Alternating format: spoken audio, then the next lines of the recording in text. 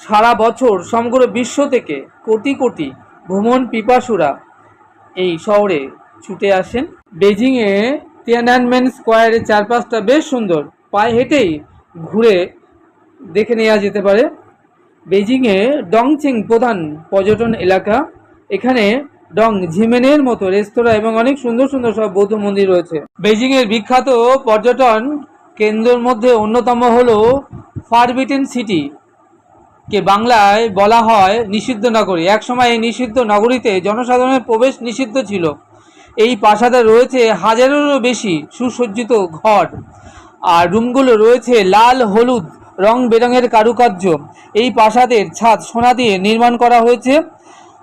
1911 সালের আগে পর্যন্ত 560 বছর ধরে মিং রাজবংশ থেকে শুরু করে চিং রাজবংশের প্রসিদ্ধ রাজারা, এর মধ্যে 24 জন রাজা এই রাজপ্রাসাদে বসবাস করে গিয়েছেন।